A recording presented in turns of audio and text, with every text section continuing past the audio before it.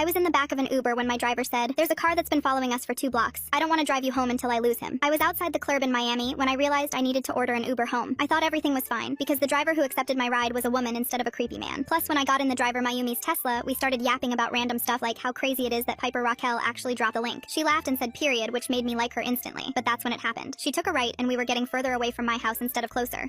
Where are we going? Do you see the black BMW behind us? She cut me off. I turned around and she continued, "He's been following us for 2 blocks. I don't want to bring you home until I lose him. Don't worry, I've done this before." Oh my gosh, I whispered. I was so scared I could feel my coochie heartbeat. My hands were shaking. Mayumi stayed calm, and her voice was so relaxing it sounded like ASMR when she said, "It's okay. I'm gonna take some back streets and lose him. Just stay below the windows." I believed her. Why wouldn't I? She was a woman. She was protecting me. We turned down a narrow alley between 2 buildings, and I turned around to see if the black BMW was still following us. And when I saw that it wasn't, and that the coast was clear, I let out the biggest exhale of my life. Oh, thank goodness. I think we lost him. But Mayumi didn't slow down. She kept driving deeper into the alley. "I'm just making sure we actually did lose him," she said. Her voice was different now, less friendly. Something in my gut twisted, but I told myself I was being paranoid. She just saved me from a stalker. Why would I be scared of her? When she drove through the alley and we came out on the other side, my chest tightened with anxiety. There was nothing around. No clubs, no restaurants, no people. Just dark buildings with boarded up windows and streetlights that were either broken or flickering. "Where are we?" I asked. My voice came out shakier than I meant. "It's a shortcut," Mayumi said. She didn't look at me in the rearview mirror this time. I pulled out my phone to check the Uber app and my blood went cold. The app said the trip was completed, but we were still driving. Why would she end the ride if we weren't at my house yet? Unless she didn't want Uber tracking where she was actually taking me. I was about to text the police, but that's when my phone died. "You okay back there?" Mayumi asked. I looked up and caught her eyes in the rearview mirror. They weren't warm anymore. They were watching me, calculating. "I'm fine," I lied. "Just tired." She fake smiled like a flight attendant who hates the customers. I wanted to scream, but I couldn't, because now I was realizing the truth and it was making me sick to my stomach. There was never anyone following us. She made it up.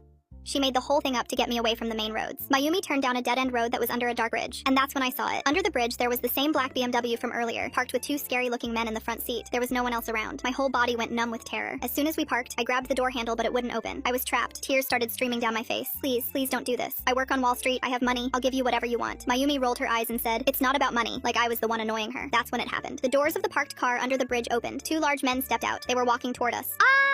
I screamed. Bang, bang, bang. I banged on the windows with my fists, and that's when I heard it. "Hey, leave her alone! I already called the cops!" I looked up to see a homeless man walking towards us. He had his phone camera pointed right at Mayumi and the 2 men. "I got your faces on camera. The cops are on the way." Long story short, they're all in prison, and I gave the homeless man head as a thank you.